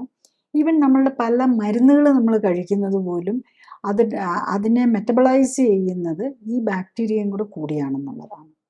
ഈവൻ നമ്മളുടെ ഡൈജഷനെ മാത്രമല്ല നമ്മളുടെ ബിഹേവിയർ പോലും, അതായത് നമ്മുടെ സ്വഭാവമായിട്ട് പോലും നമ്മളുടെ ഈ വയറിനകത്തുള്ളിൽ ബാക്ടീരിയകൾക്ക് ബന്ധമുണ്ടെന്നുള്ളതാണ് ലേറ്റസ്റ്റ് സ്റ്റഡീസ് കാണിക്കുന്നത്. അതിനൊരു ഗട്ട് ബ്രെയിൻ ആക്സിസ് എന്ന് പറയും. അത് ഗട്ടിൽ തന്നെ ഞാൻ പറഞ്ഞല്ലോ ഒരു എൻട്രിക്സ് നെർവ് സിസ്റ്റം ഉണ്ട്, പിന്നെ ബ്രെയിനുമായിട്ട് ഒരു കമ്മ്യൂണിക്കേഷൻ സിസ്റ്റം ഉണ്ട്. അപ്പം അത് നമ്മളുടെ ഈ ഉള്ളിലെ ബാക്ടീരിയസും ഒക്കെ ആയിട്ട് ബന്ധമുണ്ടെന്നുള്ളതാണ്. ഈവൻ നമുക്ക് ലേറ്റസ്റ്റ് ആയിട്ടൊരു ട്രീറ്റ്മെൻറ്റിൻ്റെ പാർട്ടായിട്ട് നമ്മൾ ഫീക്കൽ തെറാപ്പി ചെയ്യുന്നുണ്ട്. അതായത് ആരോഗ്യമുള്ള ആളുടെ മലത്തിലെ ബാക്ടീരിയ എടുത്ത് അതിനെ സെപ്പറേറ്റ് ചെയ്ത് അതിനെ ആരോഗ്യമില്ലാത്ത, അതായത് ഇൻറ്റസ്റ്റൈനൽ പ്രോബ്ലംസ് ഉള്ളവർക്ക് അതിനെ ഒരു ട്യൂബ് വഴി അതിലേക്കിട്ട് ട്രീറ്റ്മെൻറ്റ് കൊടുക്കുന്ന ഒരു സിസ്റ്റം തന്നെ ഉണ്ട് ഇപ്പം. അതിപ്പം ശരിക്കും നമ്മൾ പല രാജ്യങ്ങളിലും പല ഇതിലുമൊക്കെ ഒരു ഇതായിട്ട് ചെയ്തിട്ടുണ്ട്, ഫീക്കൽ തെറാപ്പി എന്ന് പറയുന്നത്. ഈവൻ നമ്മളുടെ ഫീസിൻ്റെ, അതായത് മലത്തിൻ്റെ ഡ്രൈ വെയിറ്റിൻ്റെ 60% ശരിക്കും പറഞ്ഞാൽ ബാക്ടീരിയ, ഡെഡ് ബാക്ടീരിയ ആണെന്നാണ് പറയുന്നത്. അപ്പോൾ അത്ര അധികം ബാക്ടീരിയാസ് നമ്മുടെ ഉള്ളിലുണ്ട്. അത്ര ഇമ്പോർട്ടൻ്റ് ആണ് ബാക്ടീരിയൽ ജീനോം. ശരിക്കും പറഞ്ഞാൽ ബാക്ടീരിയൽ ജീനോം, ഹ്യൂമൻ ജീനോം, ഇപ്പം നമ്മൾ ഹ്യൂമൻ ജീനോം സ്റ്റഡി ചെയ്തു എന്നൊക്കെ പറയുന്നുണ്ടല്ലോ.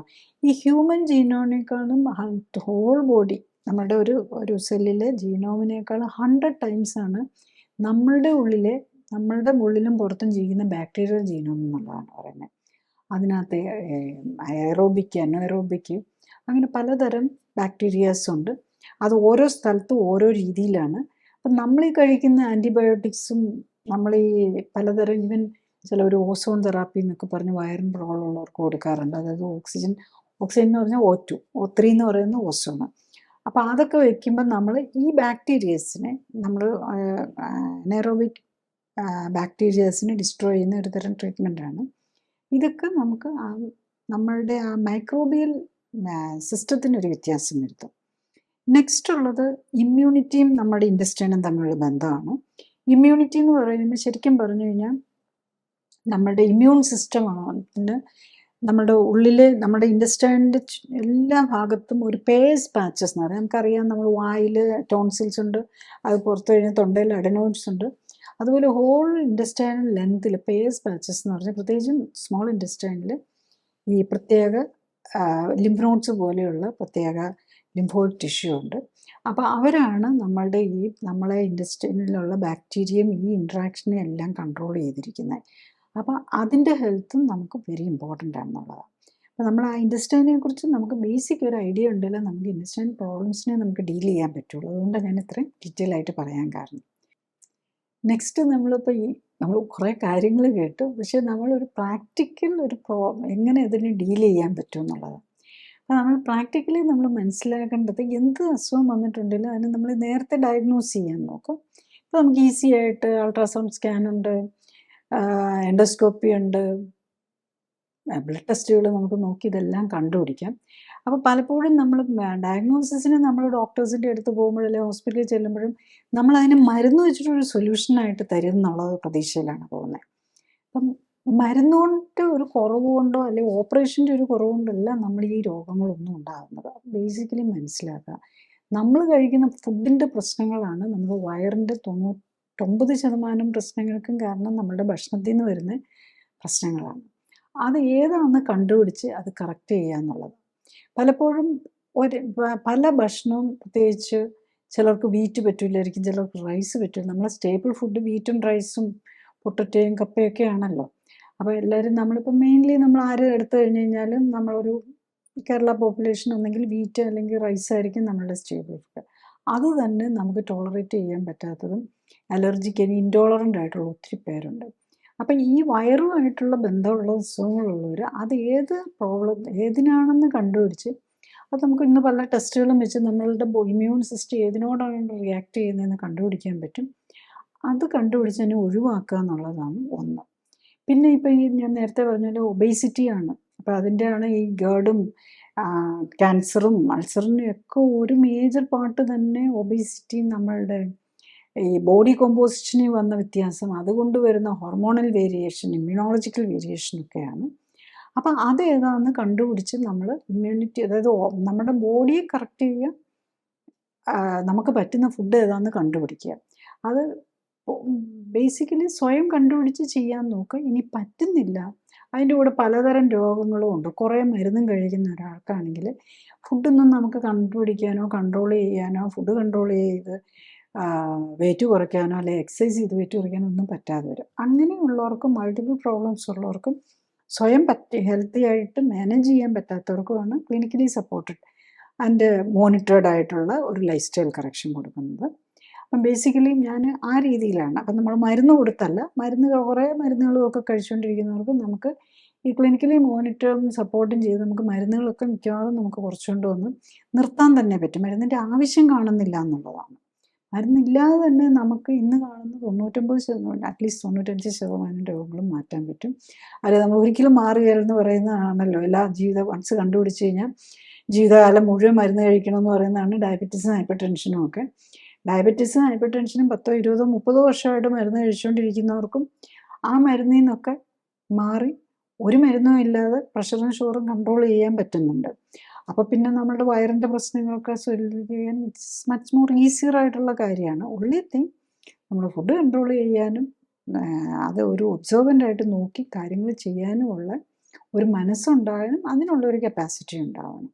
നമ്മൾ കുറേ കാര്യങ്ങൾ പറഞ്ഞു. ഇതിനകത്ത് നമ്മൾ ഒന്ന് ബേസിക്കലി ഓർത്തിരിക്കേണ്ട കാര്യത്തിൽ പ്രധാനമായിട്ടുള്ളത്, ഒന്ന് ആമാശയം ഉണ്ടാക്കുന്ന ഹൈഡ്രോക്ലോറിക് ആസിഡ് ഇമ്മ്യൂണിറ്റിയുടെ പ്രതിരോധ സംവിധാനത്തിലെ ഒരു പ്രധാന ആയുധവും ദഹനത്തിന് വേണ്ട അത്യാവശ്യ ഘടകവുമാണ്. അസിഡിറ്റി കുറയ്ക്കാനായി മരുന്നുകൾ തുടർച്ചയായി കഴിക്കുമ്പോൾ നമ്മുടെ പ്രതിരോധ സംവിധാനത്തിലെ ആയുധശേഖരമാണ് ഇല്ലാതാകുന്നത് എന്ന് ഓർമ്മിക്കണം. ഒപ്പം തന്നെ ദഹനപ്രക്രിയയെ, പ്രത്യേകിച്ചും പ്രോട്ടീൻ്റെ, അതായത് മാംസ്യത്തിൻ്റെ ദഹനത്തെ ഇത് പ്രതികൂലമായി ബാധിക്കും. 2, അമിതമായ പ്രിസർവേറ്റീവ് ഉപയോഗവും ഭക്ഷണത്തിലെ കെമിക്കലുകളും മരുന്നുകളും ആൻറ്റിബയോട്ടിക് ഉപയോഗവും നമുക്കുള്ളിലെ സൂക്ഷ്മജീവികളുടെ ആവാസ വ്യവസ്ഥയിൽ ഉണ്ടാക്കുന്ന ആഘാതമാണ് കുടൽ സംബന്ധമായ ഒട്ടുമിക്ക രോഗങ്ങൾക്കും കാരണം. 3, നാം തനിച്ചല്ല ജീവിക്കുന്നത്. നമ്മുടെ വയറിനുള്ളിൽ കുറേ അധികം ജീവികൾ കൂടി നമുക്കൊപ്പം ജീവിക്കുന്നു.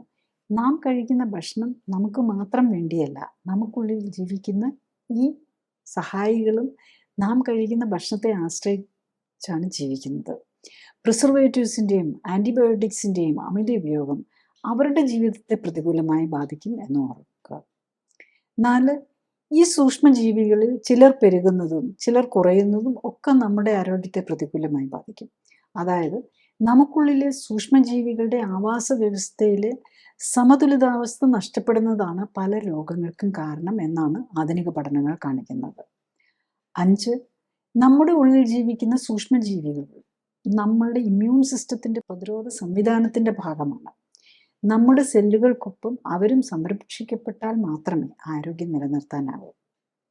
ഞാൻ ഈ പറഞ്ഞ കാര്യങ്ങൾ ശ്രദ്ധിച്ച് കേൾക്കാനും മനസ്സിലാക്കാനും കഴിഞ്ഞാൽ ഇത്തരം ജീവിതശൈലി രോഗങ്ങളുടെ കാരണം മനസ്സിലാക്കി അവയെ പ്രതിരോധിക്കാനും ഒരിക്കൽ വന്നാൽ നേരത്തെ കണ്ടെത്താനും ജീവിതശൈലിയിൽ വേണ്ട മാറ്റങ്ങൾ വരുത്തി അതിൽ നിന്നും മോചനം നേടാൻ സഹായകമാവും. മരുന്നോ ഓപ്പറേഷനോ കൊണ്ട് ഇത്തരം ജീവിതശൈലി രോഗങ്ങൾ മാറ്റാനാകില്ല. കാരണം മരുന്നിൻ്റെയോ ഓപ്പറേഷൻ്റെയോ കുറവുകൊണ്ടല്ല ഇത്തരം രോഗങ്ങൾ ഉണ്ടാകുന്നത്, മറിച്ച് ജീവിതശൈലിയിലെ അപാകതകൾ കൊണ്ടാണ്. അതിനാൽ ജീവിതശൈലി ക്രമീകരിക്കുന്നതിലൂടെ മാത്രമേ ഇത്തരം ജീവിതശൈലി രോഗങ്ങളെ പ്രതിരോധിക്കാനും ഒരിക്കൽ വന്നാൽ അതിൽ നിന്നും മോചനം നേടാനും സാധിക്കും. അടുത്തത്, ആരോഗ്യകാര്യത്തെക്കുറിച്ച് സംസാരിക്കുന്ന വ്യക്തിയുടെ ശാസ്ത്രീയ അടിത്തറ വിലയിരുത്തേണ്ടതുണ്ട് എന്നതാണ്. ഞാൻ ഡോക്ടർ ജോളി തോംസൺ 1981 ബാച്ചിൽ കോട്ടയം മെഡിക്കൽ കോളേജിൽ നിന്നും MBBSും തുടർന്ന് തിരുവനന്തപുരം മെഡിക്കൽ കോളേജിൽ നിന്നും MDയും റീപ്രൊഡക്റ്റീവ് മെഡിസിനിലും സർജറിയിലും സ്പെഷ്യൽ ട്രെയിനിങ്ങുകൾക്കും ശേഷം ഗവൺമെൻറ് സർവീസിൽ ചേർന്നു. 97-ൽ റിസൈൻ ചെയ്ത ശേഷം എറണാകുളത്ത് തേവരയിൽ ലൈഫ് കെയർ സെൻറ്ററിൽ മരുന്നുകളും ശസ്ത്രക്രിയകളും ഒഴിവാക്കി ക്ലിനിക്കൽ സപ്പോർട്ടോടെയുള്ള ജീവിതശൈലി ക്രമീകരണത്തിലൂടെ ജീവിതശൈലിയുമായി ബന്ധപ്പെട്ട രോഗങ്ങൾ തടയുന്നതിനും ചികിത്സിച്ചു മാറ്റുന്നതിലും ഊന്നൽ നൽകുന്നു. മോഡേൺ മെഡിസിനിൽ ഉപയോഗിക്കുന്ന മരുന്നുകളും ഓപ്പറേഷനുകളും ഫിസിയോതെറാപ്പിയും ഇമ്മ്യൂണിറ്റിയെ എങ്ങനെ സ്വാധീനിക്കുന്നു എന്നതിനെക്കുറിച്ച് പഠനങ്ങൾ നടത്തി. ഈ പഠനങ്ങളുടെ വെളിച്ചത്തിൽ ഇമ്മ്യൂണിറ്റി ഉത്തേജിപ്പിക്കാനുള്ള പോഷക മിശ്രിതങ്ങളും ഓക്സിഫ്ലെക്സ് എന്ന വ്യായാമ രീതിയും ഡെവലപ്പ് ചെയ്തു. ഈ പോഷക മിശ്രിതങ്ങളുടെയും ഓക്സിഫ്ലെക്സ് വ്യായാമത്തിൻ്റെയും സഹായത്തോടെ കോശങ്ങളെ ശാക്തീകരിച്ച് രോഗമുക്തിയെ സഹായിക്കാനും ആരോഗ്യം ഉത്തമമാക്കാനും നിലനിർത്താനും സഹായിക്കുന്ന സെൽ ആക്ടിവേഷൻ എന്ന നൂതന ചികിത്സാ രീതിയും ഡെവലപ്പ് ചെയ്തു. അടുത്തതായി, എന്താണ് ക്ലിനിക്കലി സൂപ്പർവൈസ്ഡ് ആൻഡ് സപ്പോർട്ടഡ് ജീവിതശൈലി ക്രമീകരണം എന്നതാണ്. ക്ലിനിക്കലി സൂപ്പർവൈസ്ഡ് ജീവിതശൈലി ക്രമീകരണത്തിൽ ശരീരഘടനയും ശരീരത്തിലെ കൊഴുപ്പിൻ്റെ അളവും കണ്ടെത്തുകയും ഒപ്പം തന്നെ ഉത്തമ ശരീരഘടന എന്തായിരിക്കണമെന്ന് കണ്ടെത്തുകയുമാണ് ആദ്യഘട്ടം. രണ്ടാമതായി, രക്തപരിശോധനകൾ നടത്തി ഹൃദയം, രക്തക്കുഴലുകൾ, ലിവർ, കിഡ്നി തുടങ്ങിയ അവയവങ്ങളുടെ ആരോഗ്യസ്ഥിതിയും ഇമ്മ്യൂൺ സ്റ്റാറ്റസും ഹോർമോണുകളുടെയും പോഷകങ്ങളുടെയും ലെവലും ശരീരത്തിന് ചേരുന്ന ഭക്ഷ്യവസ്തുക്കൾ ഏതൊക്കെയെന്ന് മനസ്സിലാക്കാൻ ശ്രമിക്കുകയുമാണ്. മൂന്നാമതായി, ഉത്തമ ശരീരഘടനയിൽ എത്താനായി വേണ്ട ജീവിതശൈലി ക്രമീകരണങ്ങളാണ്. രോഗിയുടെ പ്രത്യേകതകൾ അനുസരിച്ച് ഉത്തമ ന്യൂട്രീഷനും വ്യായാമവും നൽകുന്നതിനൊപ്പം ശരീരത്തിലെത്തുന്ന വിഷാംശം കുറയ്ക്കാനുമാണ് ഇതിൽ ശ്രമിക്കുന്നത്. ശരീരകോശങ്ങൾക്ക് പ്രവർത്തിക്കാൻ ഉത്തമമായ സാഹചര്യം ഒരുക്കുന്നതിലൂടെ ജീവനാധാരമായ മെറ്റബോളിക് അഥവാ രാസപ്രവർത്തനങ്ങളുടെ സമതുലിതാവസ്ഥ വീണ്ടെടുക്കുകയും നിലനിർത്തുകയുമാണ് ലക്ഷ്യം. ജീവിതശൈലി ക്രമീകരണത്തിലൂടെ രക്തയോട്ടവും മെറ്റബോളിക് പ്രവർത്തനങ്ങളും ഹോർമോൺ ബാലൻസും ഇമ്മ്യൂണിറ്റിയും ശരീരഘടനയും ഉത്തമമാക്കാനും നിലനിർത്താനും കഴിഞ്ഞാൽ ഒട്ടുമിക്ക ജീവിതശൈലി രോഗങ്ങളെയും പ്രതിരോധിക്കാനാകും. മാത്രമല്ല, വർഷങ്ങളായി മരുന്ന് കഴിക്കുന്നവർക്ക് പോലും രോഗം മൂർച്ഛിച്ച അവയവങ്ങൾ തീരെ നശിക്കുന്നതിന് മുൻപെങ്കിലും കേടായ ശരീരകോശങ്ങളുടെ പുനർനിർമ്മിതിക്ക് ആവശ്യമായ പോഷകങ്ങൾ നൽകാനും വിഷാംശം ശരീരത്തിൽ നിന്നും തടയാനും ശരീരകോശങ്ങളെയെല്ലാം ഉത്തേജിപ്പിക്കാനുതകുന്ന വ്യായാമത്തിലൂടെ എല്ലാ ശരീരകോശങ്ങൾക്കും വേണ്ട രക്തയോട്ടം ലഭിക്കുന്നു എന്ന് ഉറപ്പാക്കാനും വേണ്ട ജീവിതശൈലി ക്രമീകരണത്തിന് തയ്യാറായാൽ പ്രമേഹവും പ്രഷറും ഹൃദ്രോഗവും അലർജിയും ആസ്മയും ആർത്രൈറ്റിസും ക്യാൻസറും പോലുള്ള ഒട്ടുമിക്ക ജീവിതശൈലി രോഗങ്ങളിൽ നിന്നും അവയ്ക്കായി കഴിക്കുന്ന മരുന്നുകളിൽ നിന്നും വേണ്ടിവരാവുന്ന ഓപ്പറേഷനുകളിൽ നിന്നും ഒക്കെ മോചനം നേടാനും കഴിയുന്നതേ ഉള്ളൂ. നെക്സ്റ്റ് നമ്മൾ ഈ ക്ലിനിക്കലി സപ്പോർട്ടഡ് ജീവിതശൈലി ക്രമീകരണം കൊണ്ട് ഈ വൈറസ് സംബന്ധമായ പ്രശ്നങ്ങളുള്ളവർക്ക് എന്ത് ബെനിഫിറ്റ് ആണെന്നുള്ളതാണ്. ഇപ്പോൾ നമ്മൾ കാണുന്നത് പലപ്പോഴും വയറിൻ്റെ പ്രശ്നങ്ങളുണ്ടാകും. ഇപ്പോൾ ഗേർഡ് മാത്രമുള്ളവരുണ്ടാകും. അതുപോലെ ഗേർഡ് നമ്മൾ ഒരു ഇൻഡസ്ട്രിയൽ അമാശയ ബയോപ്സിയൊക്കെ എടുത്ത് ബെററ്റീസോഫാഗസ് എന്ന് കണ്ടു, അല്ലെങ്കിൽ ഗ്യാസ്ട്രൈറ്റിസ് എന്ന് കണ്ടു, അല്ലെങ്കിൽ അൾസർ എന്ന് കണ്ടു. വളരെ പല അസ്വസ്ഥതകളും ഉണ്ട്. കാലങ്ങളായിട്ട് മരുന്നൊക്കെ ഈ അസിഡിറ്റിക്കുള്ള മരുന്നുകളും ഒക്കെ കഴിച്ചുകൊണ്ടിരുന്നാലും അസ്വസ്ഥതകളുള്ളവരാണ്. പിന്നെ ഇതുകൂടാതെ പലരും ഇതിൻ്റെ കൂടെ ഡയബറ്റീസോ ഹൈപ്പർ ടെൻഷനോ ഹാർട്ട് ഡിസീസോ ഒക്കെ ഉള്ളവരായിരിക്കും. അപ്പം ഈ ഹാർട്ട് ഡിസീസൊക്കെ ഉള്ളവർ ഓൾറെഡി സ്റ്റെൻറ്റോ ബൈപ്പാസോ ഒക്കെ കഴിഞ്ഞവരായിരിക്കും. ഇവർ കുറേ മരുന്നുകളും കഴിക്കുന്നുണ്ടാകും. ഈ ഡയബറ്റീസിനാണെങ്കിൽ 3-4 മരുന്ന് ഡയബറ്റീസിന് കാണും. അതുകൂടാതെ സ്റ്റെൻറ്റിട്ട് നമ്മൾ ക്ലോപ്പിഡോഗ്രലും ആസ്പിരിനും ഒക്കെ കഴിക്കുന്നുണ്ടാവും. അപ്പം ഈ മരുന്നുകളെല്ലാം കൂടെ ഗ്യാസ്ട്രിക് ഇറിറ്റേഷൻ ഉണ്ടാക്കുന്നു എന്നുള്ളതാണ്. സാധാരണ നമുക്ക് ഈ മെഡിസിൻസ് ഉപയോഗിക്കുന്നവർക്കാണെങ്കിൽ ടൈപ്പ് 2 ഡയബറ്റീസ് ആണെങ്കിൽ മരുന്നുകളെല്ലാം ഇഞ്ചക്ഷൻ ഇൻസുലിൻ ആണെങ്കിലും ഡയബറ്റീസിന് എടുക്കുന്ന ഓറൽ മെഡിസിൻസ് എല്ലാം നമുക്ക് നിർത്താൻ പറ്റും. അപ്പോൾ തന്നെ അവർക്ക് ഒത്തിരി ആശ്വാസമാകും. വയറിൻ്റെ അസ്വസ്ഥതകൾ പകുതി കുറയും. പിന്നെ അതുകൂടാതെ ഇപ്പം ഹാർട്ട് പേഷ്യൻസ് ആണെങ്കിൽ സ്റ്റെൻറ്റ് ഇട്ടിട്ട് ഒരു 1 ഇയർ കഴിഞ്ഞവർക്കാണെങ്കിൽ നമുക്ക് ഇതിൻ്റെ നമ്മൾ ഈ ആസ്പിരിനും ക്ലോപ്പിഡോഗ്രലും ഒക്കെ നമുക്ക് നിർത്താൻ പറ്റുന്നതേ ഉള്ളൂ ഈ ക്ലിനിക്കലി സൂപ്പർവൈസ്ഡ് ലൈഫ് സ്റ്റൈൽ കറക്ഷൻ്റെ കൂടെ. ഈവൻ പല പേഷ്യൻസും ഉണ്ടാകും ബൈപ്പാസ് പറഞ്ഞവർ, അല്ലെങ്കിൽ ആൻജിയോഗ്രാം ചെയ്യണമെന്ന് പറഞ്ഞവർ. ആൻജിയോഗ്രാം ചെയ്യണമെന്ന് പറഞ്ഞിട്ടേ ഉള്ളെങ്കിൽ, അതുപോലെ സ്റ്റെൻറ്റ് ഇടണമെന്ന് പറഞ്ഞിട്ടേ ഉള്ളെങ്കിൽ നമുക്ക് എളുപ്പമാണ്. കാരണം നമുക്ക് അല്ലെങ്കിൽ അത് കഴിഞ്ഞിട്ടൊരു 6 to 1 ഇയർ കഴിഞ്ഞവരാണെങ്കിൽ നമുക്ക് എളുപ്പമാണ്. കാരണം എല്ലാ മരുന്നുകളും നമുക്ക് വിതിൻ എ മന്ത് നിർത്താൻ പറ്റും. അതോടുകൂടി അവരുടെ മിക്കവാറും ഉള്ള പ്രോബ്ലംസും കുറഞ്ഞിട്ടുണ്ടാകും. പിന്നെ ഈ ഗേർഡായിട്ടുള്ളവർ പലരും ഓവർ വെയിറ്റ് ആയിരിക്കും. അപ്പോൾ അവരുടെ പിന്നെ പല ഭക്ഷണത്തിനോടും അവർക്ക് ഇൻടോളറൻ്റ് ആയിരിക്കും. അപ്പോൾ അത് കണ്ടുപിടിച്ച് അവർക്കുള്ള ഏറ്റവും കംഫർട്ടബിൾ ആയിട്ടുള്ള ഫുഡ് ഏതാണെന്ന് കണ്ടുപിടിച്ച് അതിലേക്ക് മാറുമ്പോഴേക്കും ഈ പ്രശ്നങ്ങളെല്ലാം മാറുന്നതേ ഉള്ളൂ. നമുക്ക് പിന്നെ തീരെ അങ്ങ് ഓവർ വെയിറ്റ് ഉള്ളവരെ ട്രീറ്റ് ചെയ്യാൻ ശരിക്കും എളുപ്പമാണ്. അവർ വില്ലിങ് ആയാൽ മാത്രം മതി. തീരെ അണ്ടർ വെയിറ്റ് ആയിപ്പോയി, ഒന്നിനും വിശപ്പില്ലാതായിപ്പോയി, അതായത് ഇൻഡസ്റ്റൈൻ അങ്ങ് തീരെ ഡാമേജ്ഡ് ആയി പോയിട്ടുള്ളവർക്കാണ്, തീരെ അണ്ടർ വെയിറ്റും ഇതുള്ളവർക്കാണ് കുറച്ചും കൂടെ കൂടുതൽ ഡിഫിക്കൽട്ടി. കാരണം അവരുടെ ആ ഇൻഡസ്റ്റൈനും ഒക്കെ ഒന്ന് കറക്റ്റ് അത്രയും ഡാമേജ്ഡ് ആയിട്ടുണ്ടെന്നുള്ളതാണ്. അണ്ടർ വെയിറ്റും വെയിറ്റ് തീരെ കുറഞ്ഞു പോയിട്ടുണ്ടെങ്കിൽ അടുത്ത ഇൻഡസ്റ്റൈനിൻ്റെ കപ്പാസിറ്റി ഒക്കെ കുറഞ്ഞിട്ടുണ്ടെന്നുള്ളതാണ്. അവരെ നമുക്ക് ട്രീറ്റ് ചെയ്യാൻ കുറച്ചും കൂടി ഡിഫിക്കൽട്ടായിരിക്കും. പ്രത്യേകിച്ച് ഒരു സ്റ്റേജ് 3 ലിവർ ഡിസീസിലേക്ക് വന്നു, പിന്നെ സ്റ്റേജ് 4 or 5 റീനൽ ഫെയിലിയർ ഉണ്ട്, അതിൻ്റെ കൂടെ ഹാർട്ടും, അങ്ങനെയൊക്കെ ഉള്ളവർക്ക് കുറച്ച് ഡിഫിക്കൽട്ടായിരിക്കും. എന്നാൽ പോലും കറക്റ്റായിട്ട് നോക്കുന്ന പേഷ്യൻ്റ് ആണെങ്കിൽ നമ്മൾ ഈ തരുന്ന ഭക്ഷണം കഴിക്കാനുള്ള ഒരു ശേഷി ഉണ്ടെങ്കിൽ, പിന്നെ അത്യാവശ്യം എക്സസൈസും ചെയ്യാൻ പറ്റുന്നുണ്ടെങ്കിൽ ഇതെല്ലാം തന്നെ ഒരു പരിധിവരെ കറക്റ്റ് ചെയ്തുകൊണ്ട് വരാൻ പറ്റും. ഇപ്പം റീനൽ ഫെയിലിയർ 5 എല്ലാം തിരിച്ച് നോർമലിലേക്ക് കൊണ്ടുവരാൻ പറ്റും. കിഡ്നിയൊക്കെ അപ്പോൾ ഒരു ഓർഗൻ ഡാമേജ് ആയാൽ അതിന് കുറച്ചൊക്കെ റിപ്പയർ ചെയ്യാൻ പറ്റും. കംപ്ലീറ്റ്ലി റിപ്പയർ ചെയ്യാൻ പറ്റണമെന്നില്ല. അറ്റ്ലീസ്റ്റ് കുറച്ചെങ്കിലും റിപ്പയർ ചെയ്യാൻ പറ്റിയാൽ തന്നെ നമ്മളുടെ ക്വാളിറ്റി ഓഫ് ലൈഫ് നമുക്ക് ഒത്തിരി ഇമ്പ്രൂവ് ചെയ്യാൻ പറ്റും എന്നുള്ളതാണ്. ഇനി മരുന്നില്ലാതെ തന്നെ ആക്കാൻ പറ്റുന്നതോടുകൂടി തന്നെ ക്വാളിറ്റി ഓഫ് ലൈഫ് ഇമ്പ്രൂവ് ചെയ്യും. കാരണം ഈ മരുന്നാണ് പല അസ്വസ്ഥതകളും ഉണ്ടാക്കുന്നത്. മരുന്നുള്ള ഒരാൾക്ക് ലിവറിന് പ്രോബ്ലം ഉള്ളവർക്കും കിഡ്നിക്ക് പ്രോബ്ലം ഉള്ളവർക്കും മരുന്ന് പാടില്ല. കാരണം അവർക്ക് കിഡ്നിയും ലിവറും കൂടുതൽ ഡാമേജ് ആകാനുള്ള സാധ്യതയുണ്ട്.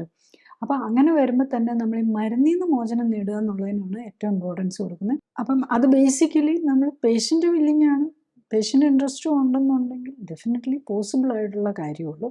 അപ്പം നമ്മളുടെ രോഗിയുടെ ആറ്റിറ്റ്യൂഡ് അല്ലെങ്കിൽ ഒരു സമീപനമാണ് ഏറ്റവും ഇതിനകത്ത് ഇമ്പോർട്ടൻ്റ് ആയിട്ട് വരുന്നത്. നമ്മൾ ഒരു പേഷ്യൻ്റ് പോലും നമ്മൾ വില്ലിങ് ആകുന്നവർക്ക് റിസൾട്ട് കിട്ടാതെ വരുന്നില്ല. അപ്പോൾ കംപ്ലീറ്റ് ക്യൂർ എന്നുള്ളത് നമ്മൾ അവരുടെ ഓർഗൻസ് ഒക്കെ എത്ര ഡാമേജ് വന്നിരിക്കുന്നു എന്നുള്ളത് മാത്രമേ അതിനകത്ത്, അതിന് എത്ര പെർസെൻറ്റേജ് ഓഫ് ഇമ്പ്രൂവ്മെൻറ്റ്, അതായത് റിപ്പയർ, നമ്മുടെ ബോഡിക്ക് ഒരു റിപ്പയർ പോസിബിലിറ്റി ഉണ്ടാവണം. അപ്പോൾ അത് ഭക്ഷണത്തിൽ കൂടെ ആണല്ലോ നമ്മൾ. ഇപ്പം തീരെ ഡാമേജ് ഇൻഡസ്ട്രിയിൽ പോയാൽ ബുദ്ധിമുട്ടായിരിക്കും എന്നാണ് വരുന്നത്. ക്ലിനിക്കലി സപ്പോർട്ടഡ് ജീവിതശൈലി ക്രമീകരണത്തിൽ രോഗലക്ഷണങ്ങളെ അല്ല ഫോക്കസ് ചെയ്യുന്നത്, അതിൻ്റെ അടിസ്ഥാന കാരണമായ ശരീരഘടനയിലെയും ഹോർമോൺ ബാലൻസിലെയും ഇമ്മ്യൂണിറ്റിയിലെയും വ്യതിയാനങ്ങളെയും അവയ്ക്ക് കാരണമായ ജീവിതശൈലിയിലെ അപാകതകൾ പരിഹരിക്കാനുമാണ്. അതുകൊണ്ടാണ് ഏത് പ്രായത്തിലുള്ള ആൾക്കും ഒരേ സമയം വ്യത്യസ്ത രോഗങ്ങൾക്കും രോഗലക്ഷണങ്ങൾക്കും അസ്വസ്ഥതകൾക്കും ആശ്വാസം ലഭിക്കുന്നത്. രോഗമുക്തിക്ക് ആധാരം ഇമ്മ്യൂൺ സിസ്റ്റമാണ്. ഇമ്മ്യൂൺ സിസ്റ്റത്തിന് ഉത്തമമായി പ്രവർത്തിക്കാനുള്ള അവസരം ഒരുക്കുകയും അതിലൂടെ ശരീരത്തിൻ്റെ സെൽഫ് ഹീലിംഗ് പവറിനെ ഉത്തേജിപ്പിക്കുകയുമാണ് വേണ്ടത്. സ്വയം ജീവിതശൈലി ക്രമീകരിച്ച് ആരോഗ്യം ഉത്തമമാക്കി നിലനിർത്താനാണ് എല്ലാവരും ശ്രമിക്കേണ്ടത്. അതിന് കഴിയാതെ വരികയോ ഹൃദ്രോഗവും ക്യാൻസറും പോലുള്ള മാരക രോഗങ്ങൾ സംശയിക്കപ്പെടുമ്പോഴും ഒന്നിൽ കൂടുതൽ രോഗങ്ങളുള്ളവർക്കും മരുന്നുകൾ ദീർഘകാലം ഉപയോഗിക്കേണ്ടി വരുന്നവർക്കും മരുന്നുകൾ കൊണ്ടും അസ്വസ്ഥതകൾ മാറ്റാൻ കഴിയാതെ വരുമ്പോഴും ഓപ്പറേഷൻ ആവശ്യമായി വരുന്നവർക്കുമാണ് ക്ലിനിക്കൽ സപ്പോർട്ടോടെയും സൂപ്പർവിഷനോടെയുമുള്ള ജീവിതശൈലി ക്രമീകരണം ആവശ്യമായി വരുന്നത്. ജീവിതശൈലി ക്രമീകരണത്തിൻ്റെ ശാസ്ത്രീയ വശങ്ങളെക്കുറിച്ചും ക്ലിനിക്കൽ സപ്പോർട്ടോടെയുള്ള ജീവിതശൈലി ക്രമീകരണത്തെക്കുറിച്ചും വെബ്സൈറ്റിൽ നിന്നും യൂട്യൂബിൽ നിന്നും കൂടുതൽ അറിയാനാണ്. ഡോക്ടറേക്കാൾ അറിവ് നേടാം എന്ന യൂട്യൂബ് സീരീസിലെ വീഡിയോകളും നൂതന സമീപനം എന്ന സീരീസിലെ ആദ്യ വീഡിയോയും നിങ്ങളുടെ രോഗത്തെക്കുറിച്ചുള്ള വീഡിയോകളും ചികിത്സ എങ്ങനെയാകണം എന്ന സീരീസിലെ വീഡിയോയും കാണാൻ പ്രത്യേകം ശ്രദ്ധിക്കുക. ഫേസ്ബുക്കിലും യൂട്യൂബിലും എല്ലാ ശനിയാഴ്ചയും 2:30-നുള്ള ലൈവ് എപ്പിസോഡുകളും നിങ്ങളുടെ രോഗവുമായി ബന്ധപ്പെട്ട കഴിഞ്ഞുപോയ എപ്പിസോഡുകളും കാണുന്നത് നല്ലതാണ്. Thank you.